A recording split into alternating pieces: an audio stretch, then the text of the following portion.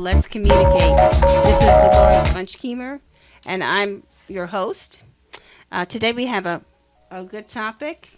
It's about what's going on Fulton Industrial. It's what's going on in Fulton Industrial, and also what's going on under the bridges down in Atlanta. Our guest is Yvette Spruill, and Yvette is the executive director of the Norman Spruill Foundation. Hey, Yvette.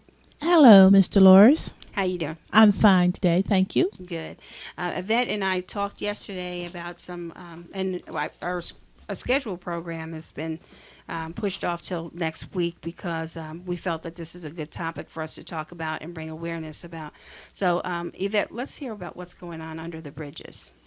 Well, what's going on under the bridges is this week, the city of Atlanta, because our organization, the Norman Spruill House Foundation, has partnered up with the mayor's office, and we worked in the capacity as being the first responders on the ground to notify the homeless people under the bridges of the event that was going to take place this Wednesday.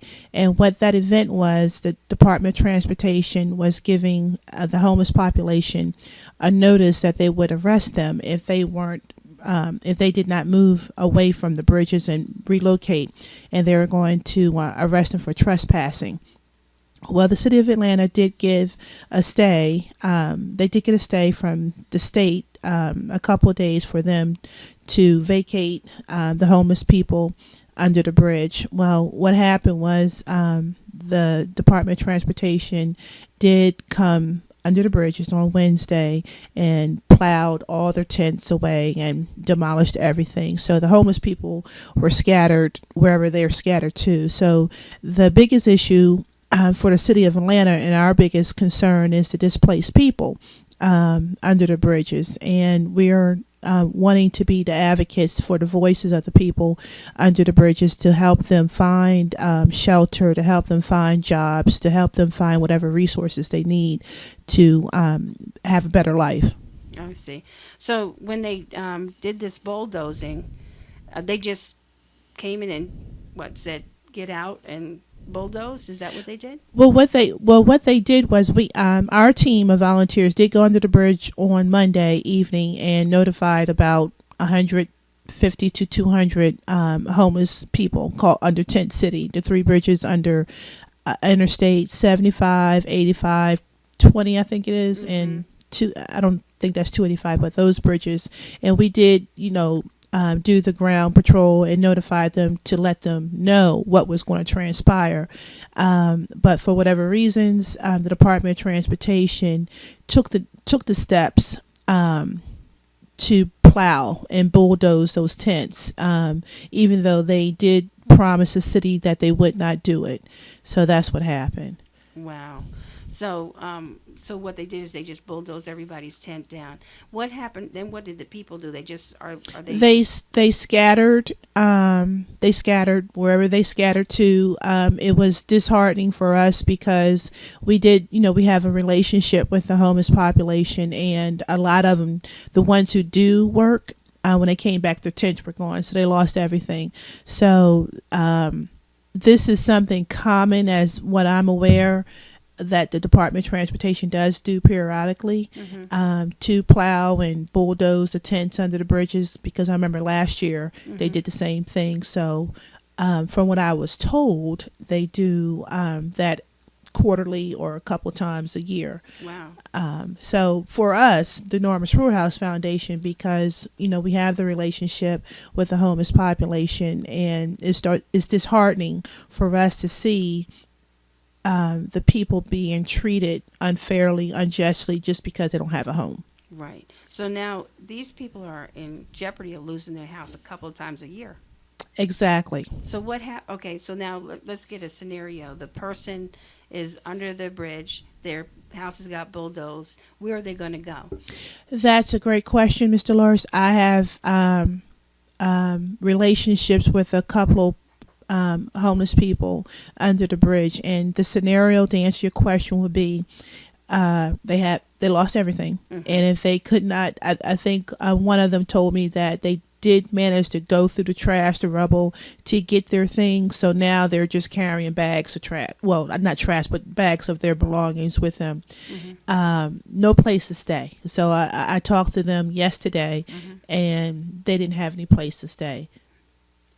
So, they're just wandering around. They're just wandering around. Okay, so the ones that were in housing, that are no longer in housing, they're just wandering around with their stuff. The ones that were working, those were mainly the ones that were working, right? Right. Those the people I'm talking about were working. Okay, so now they're just wandering around with their stuff. Exactly. So now they're yet again back in the same circumstance. Exactly. Wow. Right. There's one man down there who I have been keeping in contact with. He is working. He works 5 days a week, but unfortunately his salary is only $500 a month, which means that by the time he does have bills to pay, and he doesn't get assistance with the MARTA pass. So out of that $500, once he pays for MARTA and pays for food and whatever hygiene essentials he needs, he may be left with $175, $200 monthly. So that's keeping him in a state of homelessness. And now, since he lost everything, so now he doesn't have a lot of his important documents that he once had. He doesn't have the clothes that he once had, to be able to go to work every day. So it makes his situation worse than what it was before. Wow. Would they rather carry their belongings around and be out on the street, or would they now say, okay, well, let me go to Gateway or another homeless shelter? Well, a couple under the bridge, they called me and said they were standing outside of Gateway. I don't believe Gateway has the facility, the capacity to take any more people. So when I talked to them last night, they were standing outside of Gateway with their 3 bags. What would Gateway let them in? That wasn't the point. Well, Gateway didn't have any room from what they told us. Okay, so now they have seen an overflow from this situation. Okay, so, can you give us a scenario of what it's like being you? What's it like to be a day in your life? For us, when we started our foundation, and we felt as though the homeless population should be treated just like anybody else. So we come and approach that as we see you no different. We know your living circumstances are different from ours, but we try to treat that person with respect. With that, we have gained a lot of respect in the homeless community, and we try to be as sensitive and accommodating best to our resources to whatever we can provide for the homeless community.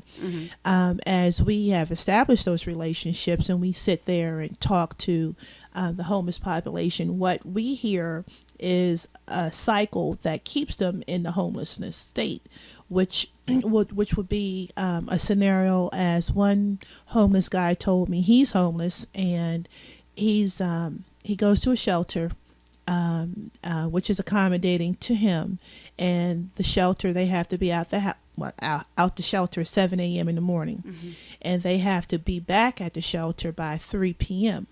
So he's not working. He doesn't have his identification because he doesn't have his birth certificate.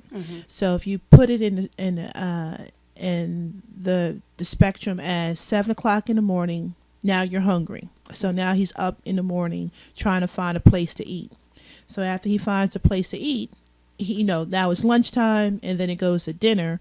But yet, in the interim of that, he doesn't have any money to go get the birth certificate in order for him to get the driver's license in order for him to apply for jobs. So if he's not back at that shelter by 2 o'clock, when they start taking intake by 3, he's left on the street. So he doesn't, it's almost like it's a catch-22. Yeah, right. It's a catch-22. So if you're not back at that location to get a bed by 3 p.m., then you're out for the night. Wow. So most of the time they're just hustling through the street just to get food. And if they can get to some place, then they take the risk of coming back to that facility and being on the street. having them get up at 7 o'clock in the morning makes sense. Mm-hmm. But coming back at 3 o'clock in the afternoon, that's unrealistic. How are you going to get a job? Normal jobs are either from 8 to 4 or from 9 to Exactly. 5. How are they going to keep a job if you have to now leave at 2 o'clock in order to be back to the shelter by 3 o'clock so that they have a bed for the night? I said, I agree with you. I don't know how. I asked him that. He says he can't keep a job just because of that. Wow. So that's the reason why he was living under the bridge. Exactly. So when he was living on the bridge, he could actually maintain a job. That's correct. Wow. Wow. So have you found most of the people that you deal with have this kind of situation? I would say about 80% of the people have that situation going on.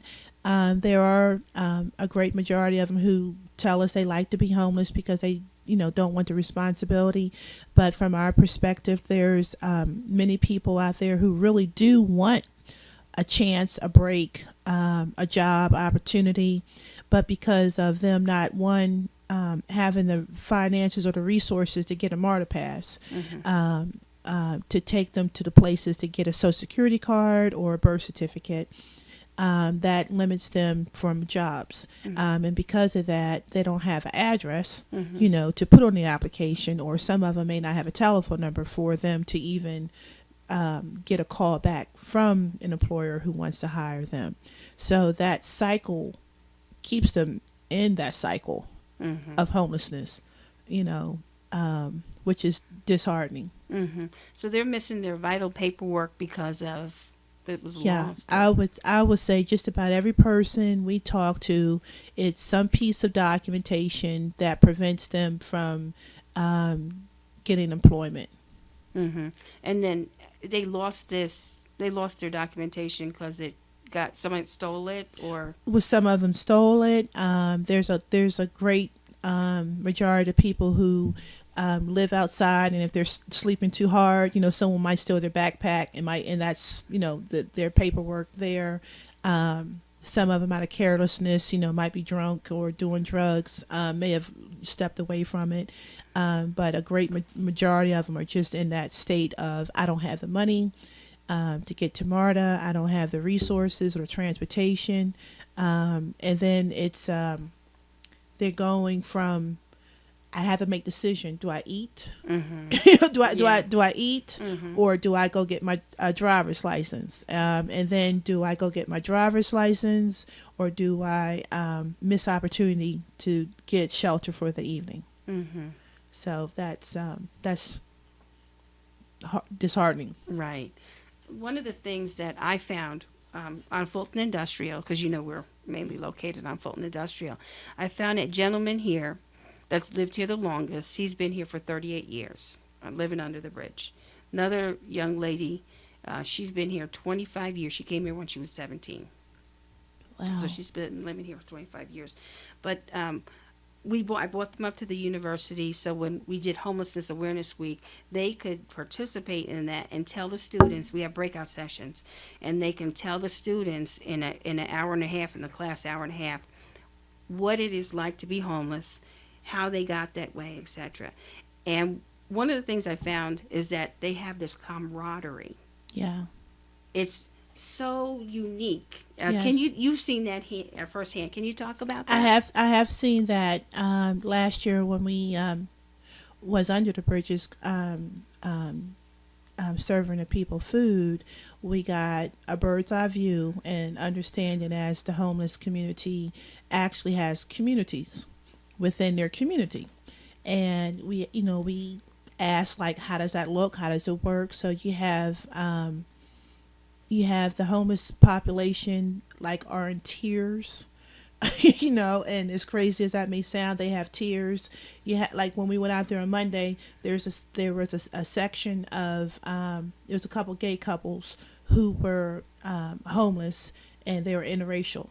So they stuck together within that population of core, because, they're outcasts, because of their sexual preference. So they stick together. Then you have another population, they're older people, so they kind of stick together within their rights, but they mingle somewhat within the younger population just for security to a degree, just a social network. And then you have the couples who are married and they stick together like the families. And then you have your individual pockets of single persons, homelessness. But there's always someone there who's who is that patriarch, who's the leader, so to speak, that everyone looks to him like for direction and so forth. So you there's different tiers of homelessness, and they respectfully respect one another. You know, as I see it to be. You know, the folks under the bridge primarily, they are a unit and they know each other and they respectfully respect each other's space, property. Much to my surprise, you know, no one went into anyone's tents. That was their area, you know, and they respected them. They also have someone like a governor or someone that, at least the tent city that's in Cobb County, they pay this person a little bit. Each one of them pay this person a little bit, and he's like the governor of that or the mayor of it. Wow. And he makes sure that there's law, there's order. So if somebody does steal somebody else's stuff, they have like this little tribunal that has like their own little court system, so to see if you're going to be evicted or not. Right. So, and he also, you're paying him a little bit because he can't go out and earn an income. That's his income. You're giving him his income. Wow. So he watches over your stuff. He makes sure that there's order. He makes sure that there's running water. He makes sure that you have the resources that you need that they can supply. Wow. So I thought that was very interesting. That's unique. I get That's that. not what you found down at. No, I thought it was about the same. Under the bridge. I can tell. We went under the bridge a couple times this week. Wednesday primarily, and I'm thinking in the life of a homeless person. So we're there at 5:00 in the morning. It's pitch black. You know, everything's silent. Everything's dark, and you know, I'm calling out the names that I know.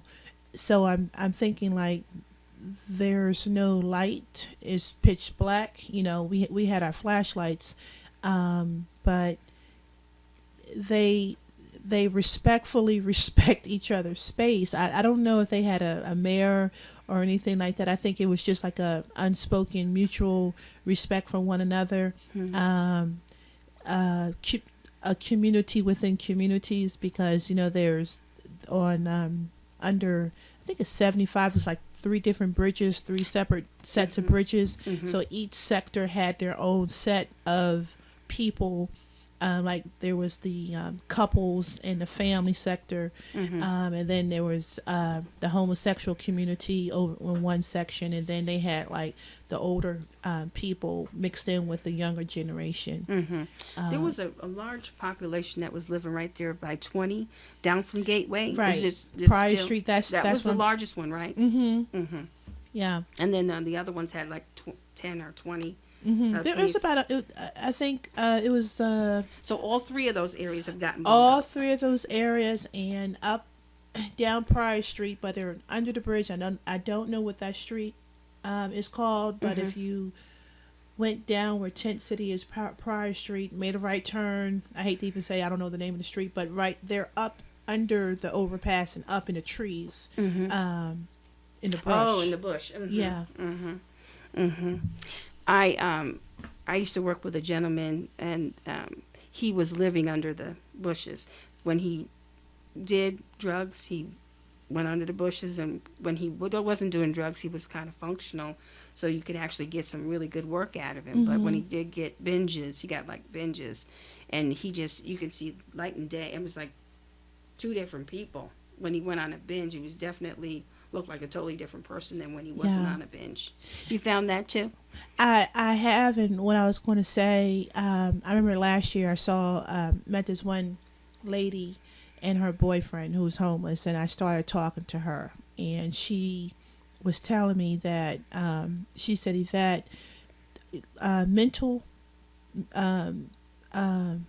disorders, you know, people come out there homeless, but because of the pressures, because of not knowing how to handle your money, drug addictions, and whatever social problems they have. They wind up becoming mental, have mental problems. So she was telling me that since she's been out on the street, how her mind has changed. And just from September of last year up until just recently, I saw her last month, she's a total different person. And, that's part of mental, problems a person has. And she's angrier, a little bit more hostile. And, when I was talking to her, asking her, like what's going on with her, and she's been going from shelter to shelter to shelter.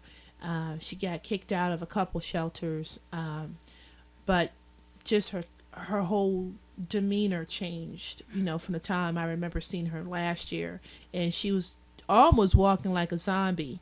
And I asked her, like, what can I do for you? And she's like, Yvette, I'm just so sleepy. Like, she's so sleepy. And you could see her facial expression, and she was just walking like almost like a zombie, just trying to stay awake. This is sleep deprivation. Yeah, exactly. And she was, this is a classic case. She didn't have any place to go. She got kicked out of Atlanta Task Force.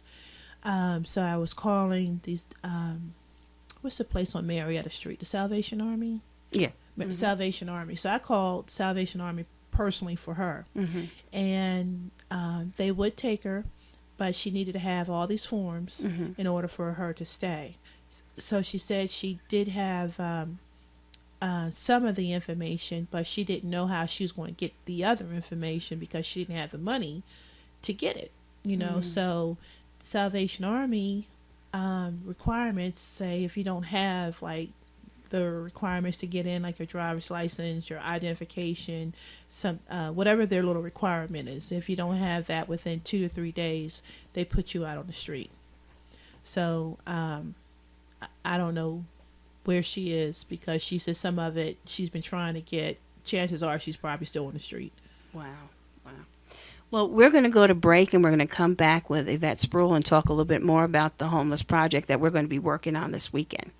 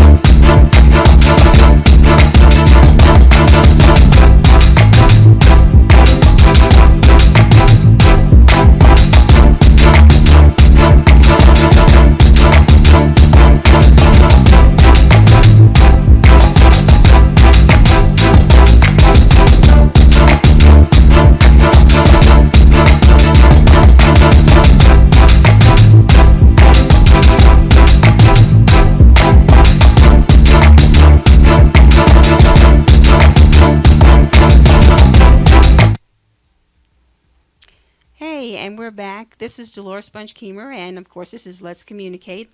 My guest this week is Yvette Spruill. She's with the Norman Spruill House Foundation. And we are talking about homelessness, the project that we're going to be working on this weekend. And the real topic is that the city of, the state actually got, came and bulldozed all the homeless tents and Tent City under three different interstates. And so Annette and I are talking about how that is now affecting these people's lives. So now, Yvette, excuse me, there are some people that may not understand what homelessness is about or how people become homeless. So do you want to, from your aspect, what do you? From this is what we did last year. Because of our relationship with the homeless community, I asked 3 homeless people that we know personally if they wouldn't mind doing an interview on camera to tell us their story. So they agreed, and the stories, each one of them story is similar but different in so many ways. One individual said that it started off, and he was a pastor of a church, and a prophet of a church, and started having life problems, did not know how to deal with the life problems, and turned to alcohol, which turned to drugs, which meant that he lost his job, and got into criminal activity, and he did 9 years in jail. So those 9 years in jail, he loses everything, loses his family, and he finds himself on the street. Not really knowing how to recover, because I don't believe that the criminal system gives you tools to know how to get back into the workforce when you leave those type of institutions. So only thing he knows how to do is survive. So now he finds himself homeless, so he's making life. He's still homeless today, and this has happened 20 years ago. So he's still homeless 20 years ago from when he told me this happened. And he's just a survivor. He knows how to hustle. He knows how to talk his way out of anything. And that's what he does. Another person told us that he was a part of, what is that, Mr. Project? It was something in Atlanta that had to do with the homeless population. I can't remember the name of it, but he was a part of that project. And through that project, he was doing, buying homes for people, and he got caught up in some type of scandal with writing bad checks for the person who was working this project. It was some kind of crazy story he told me. But anyway, he was the fall guy and went to jail for a couple of years for that. So felony charges. So he loses everything, loses his wife, the children, the house. So he finds himself homelessness, in a state of homelessness. And with him, he does have some skill set. So he was working, but yet without a home. I just saw him early part of this year, so he did tell me that he did find like affordable housing, but yet he's scared because one day he might become homelessness. There was another gentleman, he is a veteran, and he was telling us that, when the veterans have their own mental disability on how to process their lives leaving from the war, or what the chain of events that they saw in the war. He's an older gentleman, and that has left him with mental challenges. So trying to decipher from real time, real world life events and flashbacks with the military prevents him from holding a job, because he just doesn't know when he might snap or space out or go into some defense mode. So that's his dilemma, but he's looking for help and the resources to get himself back together. But in the interview, what I found most surprising, all of the men, they were all 3 men, they were respectful. They were articulate and spoke very well of their situation. Wow. Now, in your work, have you seen any women with children? Yes. Are the children sleeping outside? There was one woman that we met where she told us that her and her children were sleeping outside. And they looked like they were sleeping outside. But, I couldn't get close to her to find out her story, to see if I can help her. I haven't seen her since. So do you find many children out there? Or there's children out there. Are they with parents? Or but they're with themselves? their parents. Okay. There's a lot of teenagers out there who are homeless. Is it a rising population that you see? Recently, yes. Recently, I've seen an increase in a rise of the teenagers. How old do you think that they are? They are probably as young as like 13, like teenagers, like 13 up to 18. Just drifting. Just drifting back and forth. So you definitely knew that. They fit the category of right. being homeless. We asked a couple. Was it back in February? We stopped a couple teenagers and asked them, like, what are you doing? What's going on? And they were open about talking to us. And the one person I was concerned about was the young girl who was with a group of guys, because I thought she was getting abused. And she looked like she was getting abused. So every time I see her, I'll ask her, like, what's going on? Are you okay? And she'll look at me with, her eyes shifting and say it's complicated. And, she'll run off, and I ask her, can you talk about it? And she'll like nod her head like, no, I can't talk about it. And she'll run, off like that. And I just told her, I said, hey, look, here's my card. If you need any help, just call me. She was probably getting the protection from them, but they were probably abusing her. Yeah, they were abusing her and using her sexually. Using her sexually and probably pimping her. Exactly. That's what we later found out. But she found it was safer to stay with them exactly than to be on her own. Yeah. Yeah, that's what a lot of women do the same thing. I found that over here, and that the children may be developing into adulthood, and they will be stuck and they will be stuck in this state of just revolving door with this person who is beating them or sexually using them, and then sells their body. Exactly. And unfortunately, they're stuck. They're just, and then they find themselves selling his dope and all of this. So, yeah. I had a young lady just last week put me through a little episode with her recycling. She's came here at least 3 times with the same story. I want to help her, but I know she's not ready. Yeah. You find that? Yeah. I when we had the event last year here at your establishment, we saw a lady who was. Okay. We have a call from Yolanda. Yolanda, you're on. Let's communicate. Can I help you? No, I can't hear you. Are you there, Yolanda?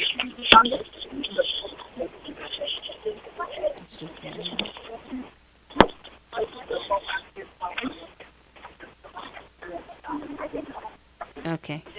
Well, we're having technical difficulties, but Yolanda, keep trying to call us, okay? Okay. Okay, there she is. I heard her, but then she. We'll keep talking about we'll keep talking about the topic while you get that straightened out. One of the things I'm finding is that the youth are aging into doing worse behavior. Yeah. And yeah, Yolanda, Yolanda? Yes, I'm sorry. She's there now.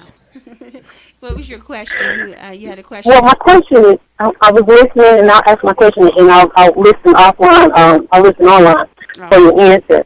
But here's my question: when I see in Atlanta is that we have a lot of programs that feed the hungry, clothe the hungry, going down, and sometimes I just think we advocate almost to a fault.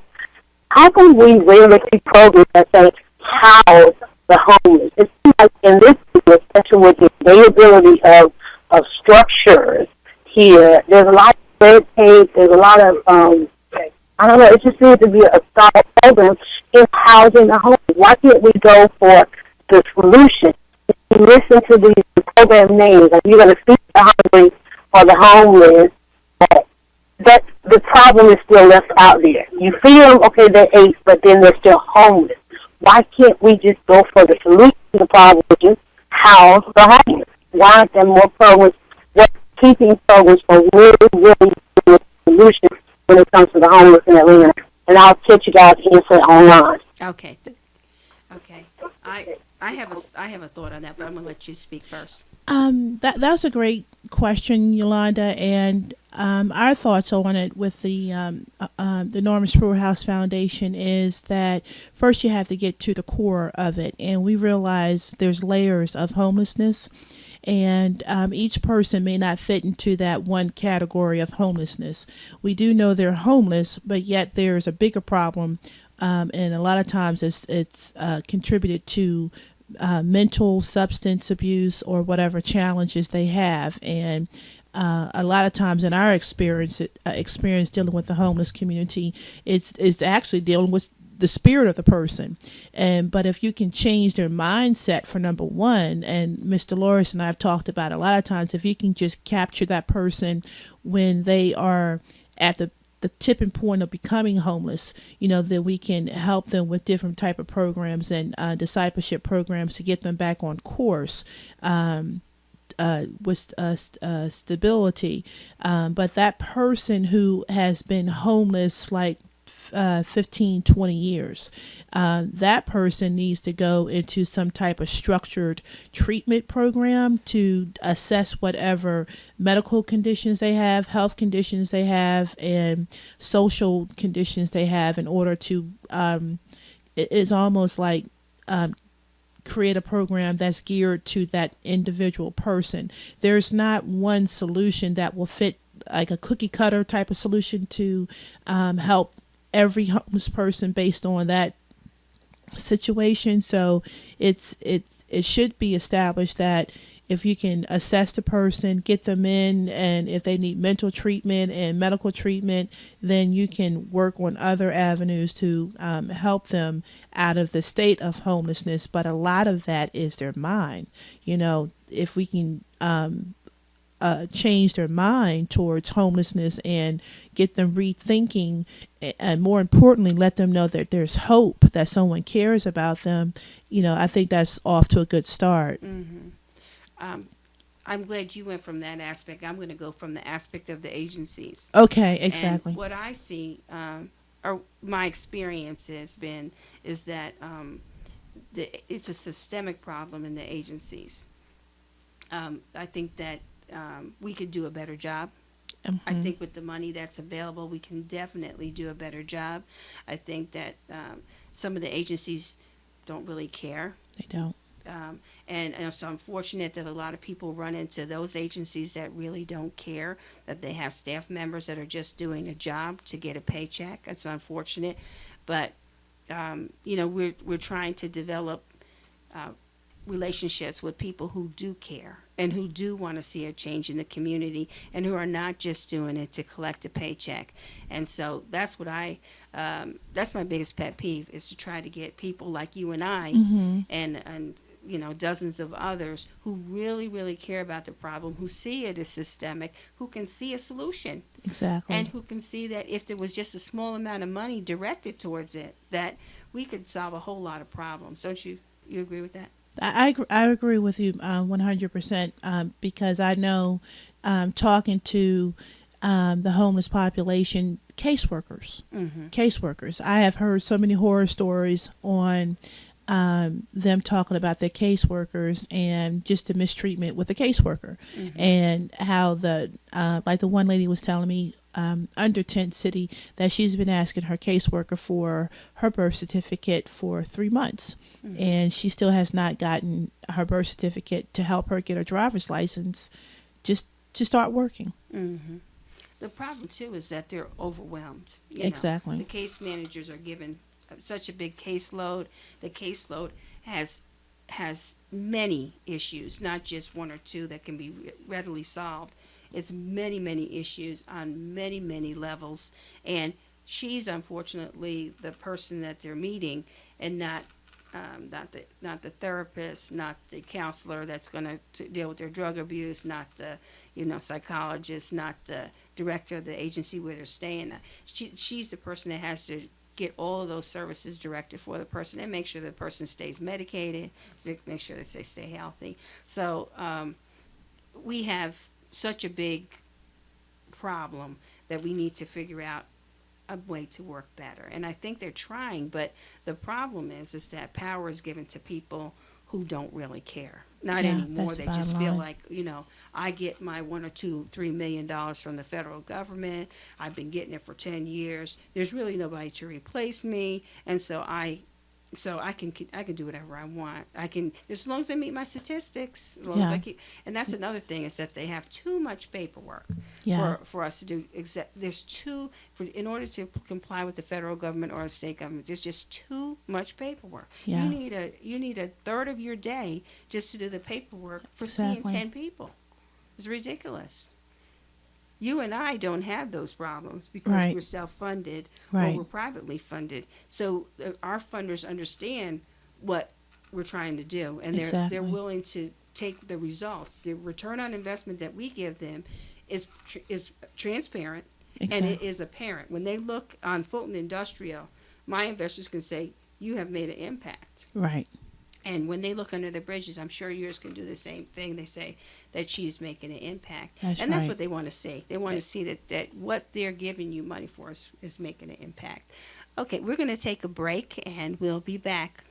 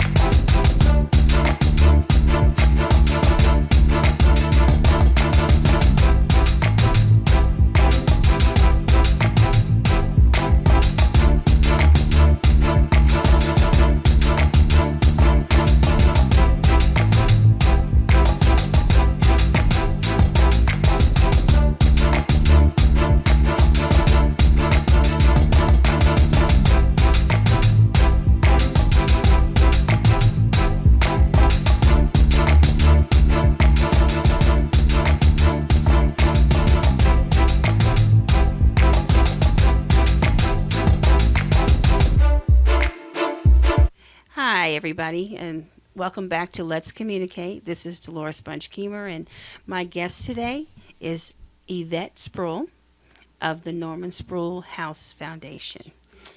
Hey, Yvette. Hello. So we were talking about the faces of homelessness Right. and what they look like on the streets of Atlanta. And let's talk about, and then I talked about a little bit about the systemic problem of a lot of the agencies. So let's kind of elaborate on that a little bit. Have you seen is a systemic problem in the agencies that you refer to? Yeah, I do see that, and I believe the system is broken and needs to be overhauled. I understand a lot of people do not want to deal with homelessness, and if they can just sweep it under I won't say the bridge, but if they can sweep it under the rug, they will just want that to go away. But my concern now, because the weather is getting warmer in Atlanta, and a lot of homeless people are going to be out in the street, and if it gets hot like it normally does here in Atlanta, so you're going to have more people out in the street, doing whatever they do throughout the day before they have to go out in a shelter. There's a lot of homeless people, who suffer. I remember last year just from dehydration, and cause themselves to get into the hospital. Most homeless people can tell you more about the system than what works, what doesn't, who to call. But overall, like you were saying earlier, a lot of them just don't care as far as the social workers or different government agencies, and it may just because of over population of the cases, and it's desensitized. Desensitized, that's right. No one's sensitive about another human being anymore. Yeah. I also, we did a show last week about how education affects homelessness and how there's a rise in juvenile homelessness, which seems bizarre, but there's probably a very high number of children between the ages of 13 to 26 who are homeless. Yeah. Have you found that? Yes, I have. It's increasing, isn't it? Yeah, we have a great relationship with this one homeless person, and we come in contact with him down at Hurt Park, and when we stopped to talk to him, and asked him, like, what's your story? So he candidly told us his story and what brought him into homelessness, and he told us he's been homeless since the age of 11. And that was due to the fact that his parents kicked him out of the house, kicked him out of moving cars, done all types of horrible things to him because of his sexual preference, because he is gay. So his life of homelessness has been abuse, raped, bad relationships, and just mistreated because, one, he doesn't have an education. No more than, I think he told me 12 years old. That's when he stopped going to school. He doesn't trust a lot of people, because of the system. He doesn't know who's going to take advantage of him. And, he's just surviving. He has HIV and AIDS, so he did share that with us. And the one thing I do admire about him, that he hasn't given up hope. So when we approached him, and he's pretty attached to our foundation now, and we see that he has other talents and abilities that we're trying to help him get better on his feet just by his artwork. For number one, that he can start selling his artwork. But his thing that he used to always tell us was, no one cares. He's out here alone, no one cares. And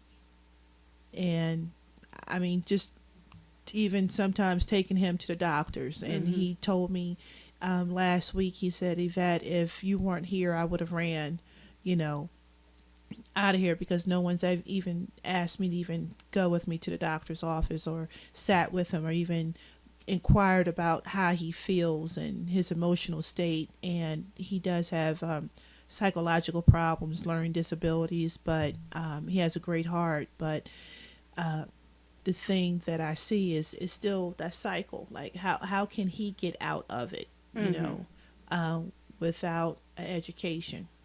Wow. That sounds very similar to a situation that I ran into when I was doing the Street to Home initiative with the United Way. We found a young man who was 21 at that time, but he and his sister were homeless together. He was the older, so he was 10, his sister was 7. They were homeless, sleeping out on the street. Their parents, both parents, were both addicted. And so when their parents went to be in the crack house, they were homeless. They just, after a while, just let them stay homeless. They were homeless during the winter times.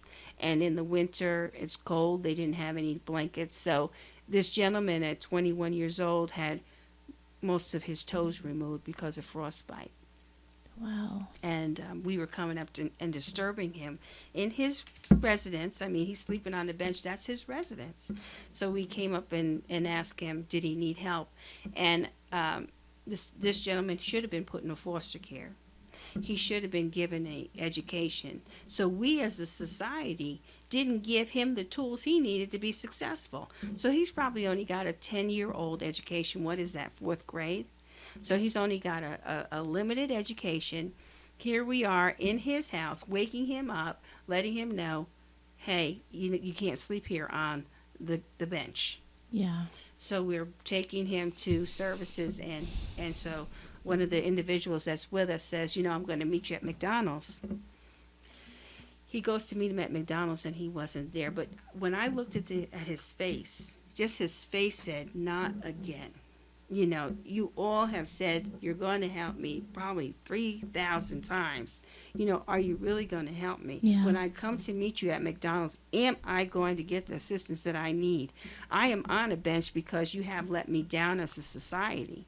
So when are we as a society going to take responsibility for these young people and give them the training they need? We need to reinstitute trades in the high school, at least an introduction. Exactly. They don't have even an introduction to trades in the high school. How do I know if I'm not good at academics? Right.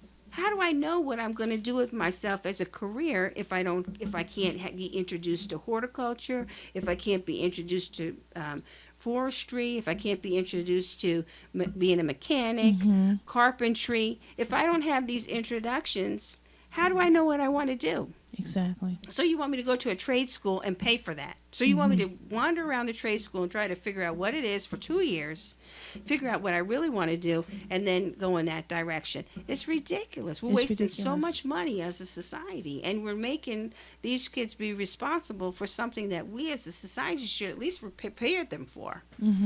So now, here they are. They're stuck out on the street. And that's the biggest population that I'm very concerned about, because I know that that's on the rise, that we are not educating them properly, that we allow them to do. Where's the adults? We are the adults, but where are we? We're letting all of these things happen. Where are we? We're letting these kids run wild. We're not giving them any morals. We're not giving them any values. They're allowed to see anything on television. When is my free speech Exactly. being violated? Right. I mean, I understand you have free speech, but I have free speech as well. And you're bombarding my children. I can't watch them 24 hours a day. Well, yeah, they have free speech to listen to you and to listen to you tell them about what it's like to have sex, what it's like to be a homosexual, what it's like to do drugs. I should have free speech to tell you, no, I don't want my child to hear that. That's right. And be able to protect them from that. That's right. So when are we going to stand up as adults? I don't know. I don't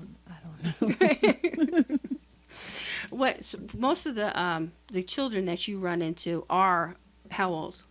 There have been up 2, 3 toddlers, about 2, 3 like 2 years old up to about. Were they sleeping 10. on the street? They were sleeping on the street with their parents? No, they're out in the park, downtown Atlanta, and So they brought them to the gateway at night, or to another shelter? Right, to another shelter. So they are taking the littlest ones. Right, the little ones. As far as I know, and from my experience, I know shelters will immediately take women with children. Mm-hmm. But some of them won't take the women with children who are older, who are like 15, 16 years of age. Then they can't go into that shelter. And what do they do with those children? Put them wherever they can find them. So if I was a woman and I came into that shelter, they would just tell me, "Oh, sorry, you and your son can't stay here." Right. They allow girls to stay with their mom, Right. or they allow men to stay with their son. Only if they're like under a certain age, and if they're Is that right? Yeah. So if they're over a certain age, then our mother has to decide: do I let my male son go to some other place, or do I just take a risk and all of us be together and be out in the street? A lot of mothers say, "I'll just take that risk and be out in the street with my children." Wow. So now, because I couldn't have my 15-year-old stay with me, and now I have a 2-year-old, so now I'm stuck out in the street with my 15-year-old and my 2-year-old. Exactly. I Just remember to separate, just not to separate the family. Wow. Oh, yeah. What is your contact info so our listeners can get in contact with you? Our contact information is 678-883-8865. Our website is www.Spruill House Foundation, and that's spelled Spruill House Foundation. You can also find us on Facebook under the Norman Spruill House Foundation, on Twitter, and on Instagram, and on LinkedIn. And you can Google us on the internet, the Norman Spruill House Foundation. Wow. Wow. It has been a fantastic talk today. Thank you. I mean, we could talk for hours. Yes, though. we can. I love what I do. Yeah, it's very interesting. I was going to ask you about what we were discussing yesterday, just so we can talk about that a little bit as we're going out. I mean, Oh. the For the emergency response team. for the emergency response team, which is going to be tomorrow.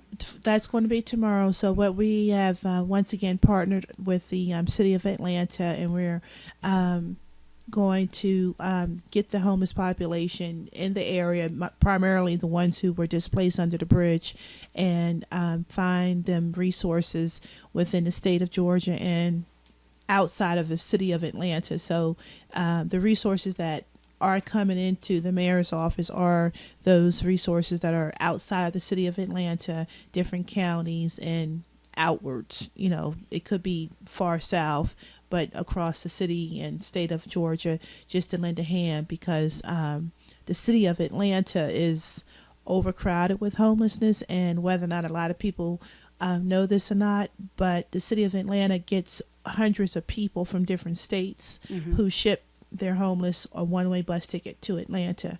A lot of people may not know that, but they do. We met a couple people who were sent a one-way ticket from Chicago and South Carolina. So when they asked, where do you want to go? We want to go to Atlanta. Why is that? Is because the city of Atlanta is one of the few states that provide services instantly for the homeless community. They may not be the right service, but they will give them services as far as food stamps. You know, they'll put them in some type of shelter. May not be the best one, but they get them the things they need quickly at some times. But they know, most states know that Atlanta will give them those services. Wow. You know that there was a time that we did that same thing as a city. During the Olympics, the people got a one-way ticket to nowhere. I mean, wherever they wanted to go, and they got money. So a lot of people took advantage of that, spent the money, and then came back to Atlanta. So I'm familiar with what you're talking about. I would like to go and see what Zoe thinks about this, about what we have going on. We have Zoe had talked about this previously and gave us her opinion of what homelessness is all about, and I showed her a picture, and if we can pull up that piece, that would be awesome. Okay, in the meantime, so with the project tomorrow, what time is that? I will find out this afternoon. I have a meeting with the mayor's office this afternoon, so I'll give you all that information. But I believe it will be like 10 to 11 o'clock in the morning for about 4 to 6 hours. Right. And for the Norman Spruill House Foundation, we are looking for dedicated, sensitive-minded volunteers who are committed to the homeless community, have compassion. So we are seeking volunteers who can help be the voice, be the advocate, and who do not mind serving the community. Okay. So is the training starts at 10 o'clock? Right. It's going to be a training, a 1 hour training session. And from that 1 hour training session, we would go straight into begin the intake process of the homeless individuals and trying to assess them and place them to the right organization who can help them. Wow. And then are you expecting some other organizations to come? Yeah, there's supposed to be other resources of people there, who's like United Way. the effort? I'm sorry. Who's coordinating the effort? Your The organization? city of Atlanta. Oh, the city of Atlanta. The city of Atlanta's coordinate this effort. And are they coordinating it with the United Way and Right. some others? Okay. So do you know how many agencies are? I'm not quite sure. When I went to a meeting on Tuesday, there were probably like a half a dozen different agencies. So I think since Tuesday up until now, more people have come together. So it might be quite a few people there from different organizations and so nonprofits. So the total amount of case workers that you need is 20? I would say 20. That's for the Norman Spruill House Foundation, and I know there are other agencies who are bringing their team of people, but we will have one group training session to help with the intake. Oh, okay. So you actually need more than 20. It's just that you're right. I'm asking for 20, and other agencies are asking for some too. Yeah. Okay. Well, I think we got Zoe's piece up, so let's hear what Zoe knows. Hey Zoe, Hi. how you doing today? Good. What you doing today? I don't know. You don't know. Did you go to school today? Yes. How'd you like school? Good. It was good. I'm gonna show you a picture, okay? And you tell me what you think, okay? Okay. All right. Did you see that? Yes. What's that a picture of? A lot of people living on the sidewalk. They live on the sidewalk? Yeah. So what did they?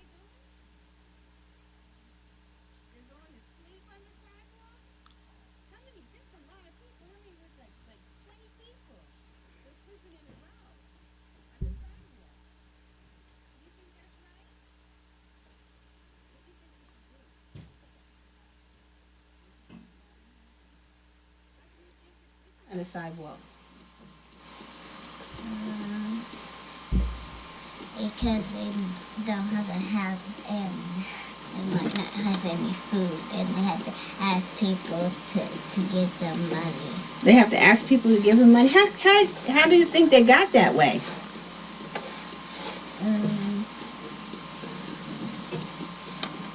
When they were growing up, I didn't think that they had enough money to buy a house. Oh, so they just ended up sleeping on the sidewalk? Yeah. Oh. So what do you think? So what do you think we should do about it? What do you think we should do?